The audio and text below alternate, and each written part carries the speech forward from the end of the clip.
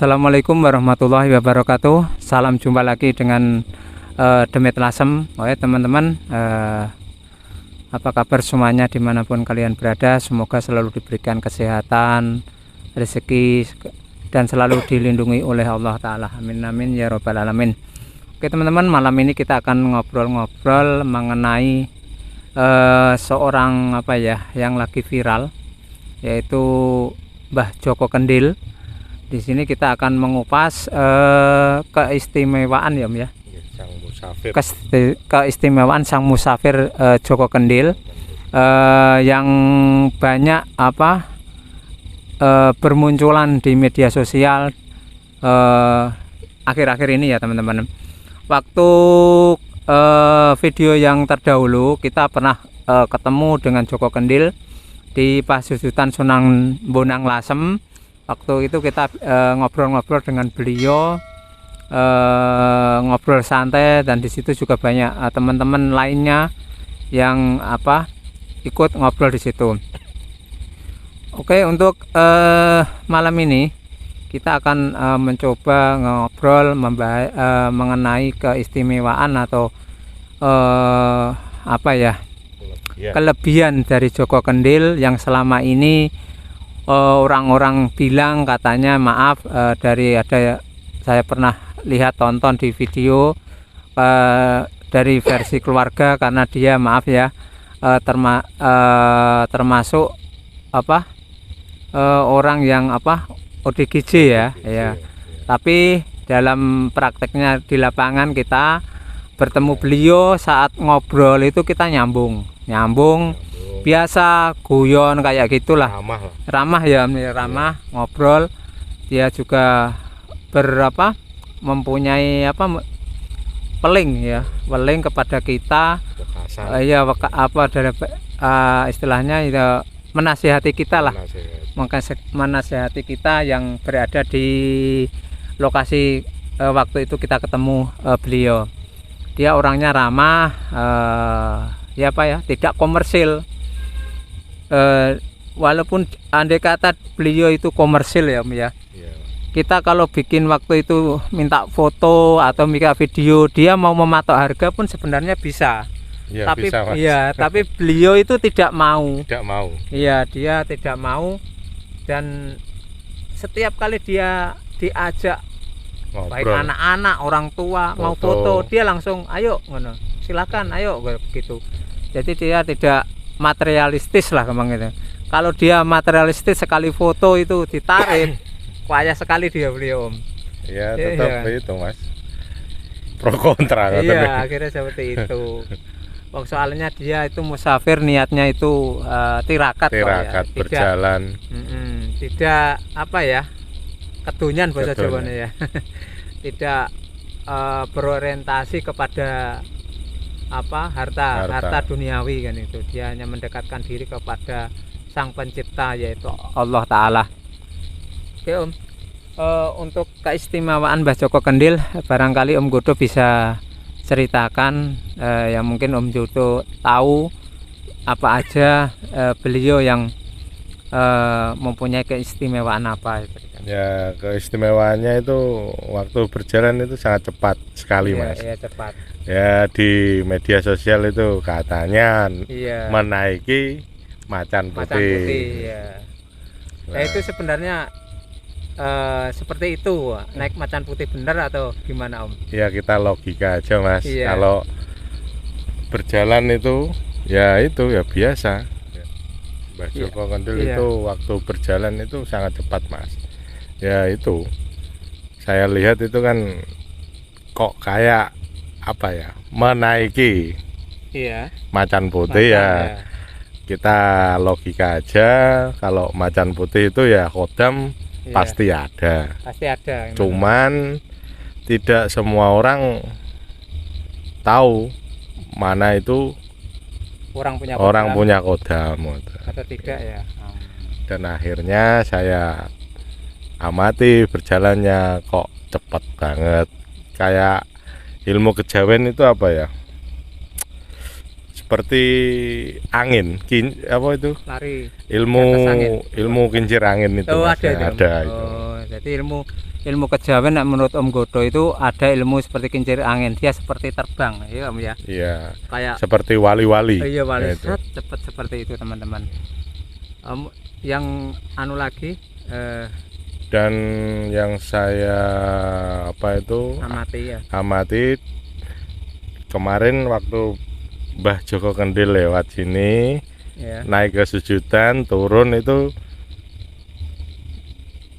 beliau ini lari sangat cepat, kayak apa ya, kayak enggak seperti orang-orang umum pada umumnya itu.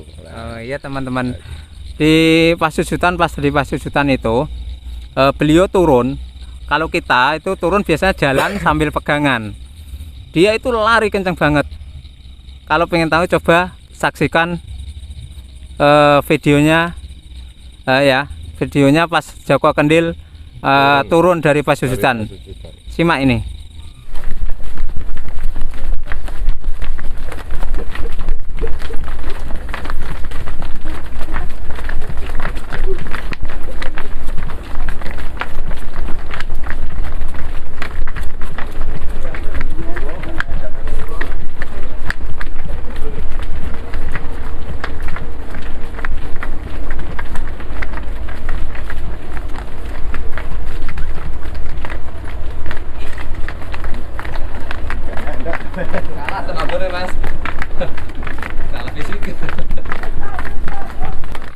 Oke teman-teman, tadi udah dilihat ya, sampai-sampai kameramen kita itu kesulitan untuk mengejar dia. Dia itu lari seperti nggak ngambah tanah Om ya. Dia turun gitu. Ngambang itu. Ngambang di situ, cepet itu. Orang umum kan mesti terguling kan? Tidak bisa kontrol Mas. Iya, kalau bisa kontrol, ya. Saya itu pernah nyoba. Iya. Orang terlatih pun. Iya. Itu tidak turun dari Pasujudan itu tidak bisa kayak Mbah Joko Kendil lari. Ya? Meskipun fisiknya kuat, sering lari, itu pasti kewalan. Ya, itu bisa nyungsep ya katanya, bisa nyungsep teman-teman. Kalau kita naik Pasujudan itu lari itu bisa Om kalau naik. Ya bisa. Tapi pas turun tidak bisa Mas. Bisa kita. Terguling ke depan. Sebabnya apa? Ya. Saya yang mengakui saya masih muda. Iya. Sama Mbah Joko Kendil itu udah tua. Saya hampir 40 tahun. Angkat tangan. Iya. Kalah saya Mas. Kalah ya. Itu fisik yang cukup kuat sekali, luar biasa. Di balik cerita mistisnya apa kita nggak tahu, tapi kita bahas fisiknya di situ cukup luar biasa kuat. Sering berjalan keliling Pulau Jawa. Dan yang saya amati lagi, beliau ini Mbah Joko Kendil berjalan tanpa alas kaki. Lah itu poin buat saya. Keistimewaannya kok hebat banget gitu Mas. Kakinya nggak melepuh ya Om ya, nggak melepuh. Dia dengan telanjang kaki, nggak pakai sandal. Siang-siang di atas aspal itu. Walah. Itu ya. Bayangin kita fisiknya luar biasa kuat. Jadi keunggulan beliau itu saya akui fisiknya cukup kuat sekali. Kalau kita mungkin ya tidak membandingkan dengan musafir lain. Musafir lain jalannya kan santai. Beliau lari kecil. Nah, lari kecil itu membutuhkan fisik yang kuat. Ya dengan lari seperti itu, fisik yang kuat. Seperti kita jantung ya Om ya, nafasnya sangat, kita akui sangat kuat. Luar biasa ya. Umur udah 40-an ya. 40-an, fisiknya masih kuat banget Mas. Itu dihitung udah beberapa tahun ya, Mungkin zaman beliau belum terkenal, dia kemungkinan juga jalan terus. Iya, jalan terus Kandi. Beliau sekarang udah terkenal, mungkin ketemu di jalan kan banyak orang yang kenal, dikasih tumpangan, diasah itu, biarlah wajar karena jenis orang mau menolong beliau, dikasih tumpangan, biarlah kayak seperti itu. Tapi dari tahun 2000 berapa ya? 2001. 2001 udah berjalan seperti itu, bayangkan. Itu seorang pelari maraton apakah sanggup seperti itu ya, udah tahun-tahunannya? Ya itu tidak bisa, Mas. Ya umumnya itu kalau di logika melebihi orang normal lah. Iya, normal. Itu seperti orang normal pada umumnya ya. Kalau saya aja diajak taruhan angkat tangan berjalan udah tidak nyampe dari sini, dari Lasem ke Jawa Timur udah angkat tangan ya. Tidak mau, Mas, saya. Nyoro itu bahasa Jawanya itu, nyoro lah, nggak kuat yang gitu. Ya selain itu beliau kan juga mengatakan bahwa beliau mempunyai kodam macan yang berada di tongkatnya. Yang ingin saya tanyakan, apakah kodam itu bisa dimiliki seseorang dengan cara misalnya kita tirakat atau berguru, apa seperti itu bisa, Om? Ya tergantung, Mas, kadang bisa, cuman gini, Mas, sifatnya sementara kalau berguru ya, berguru itu dan ada pantangannya. Kalau melanggar biasanya kodamnya itu terus hilang, lari. Gitu. Jadi kodam itu sebenarnya bisa orang miliki dengan cara tirakat seperti itu, Om. Tapi tidak ada pantangan. Kalau orang yang mempunyai kodam dengan cara tirakat berguru tadi, kalau melanggar pantangan kodam akan hilang seperti itu. Mungkin Mbak Joko Kendil itu katanya dapat kodam dari saat bertapa di alas Banyuwangi. Apa namanya, Purwo, alas Purwo itu. Ya itu mungkin ya dekat Banyuwangi itu. Mungkin dia juga ada pantangannya ya, Om ya. Iya kan, kalau dapat sering itu sering tirakat, nyepi ya, pantangannya ya itu Molimo. Gitu ya. Molimo, kalau melanggar salah satu itu ya kadang ya hilang ya gitu.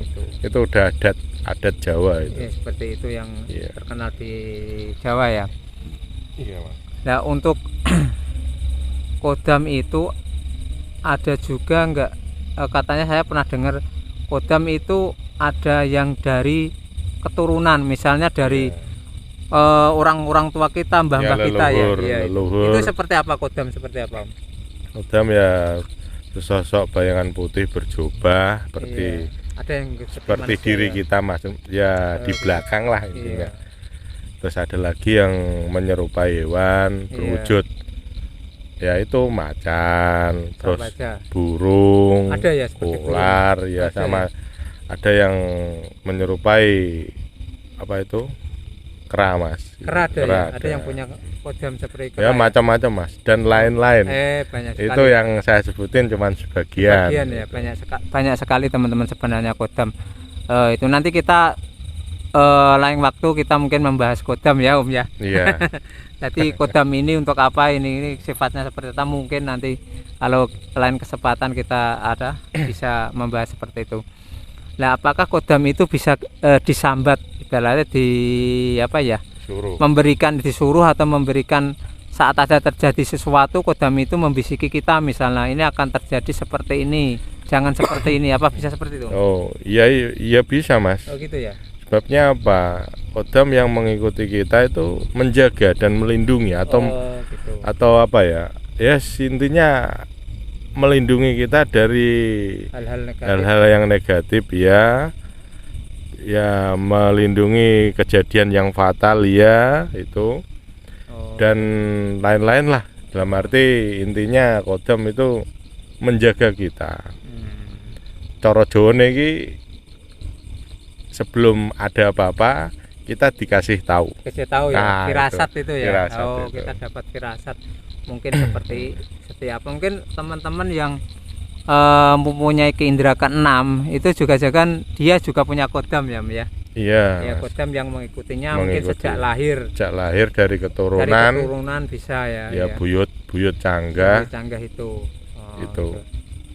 Jadi teman-teman emang di dunia mistis, dunia gaib itu banyak sekali hal-hal yang seperti itu. Mungkin di orang yang tidak pernah tahu akan tidak percaya lah seperti itu. Ya kembali lagi ke Mbah Joko Kendil. Selain dia mempunyai kelebihan kekuatan fisik yang luar biasa kuatnya, dengan berjalan kaki tanpa alas kaki ya, dengan posisi lari kecil, itu selain itu dia mempunyai kelebihan apa aja Om? Seperti itu. Ya kelebihannya itu apa? Dia selalu ingat kepada Sang Pencipta, Mas. Oh iya iya iya. Disuruh sholawatan yang banyak, ya. Jangan tidur sore itu. Maksud tidur sore itu kita disuruh apa ya?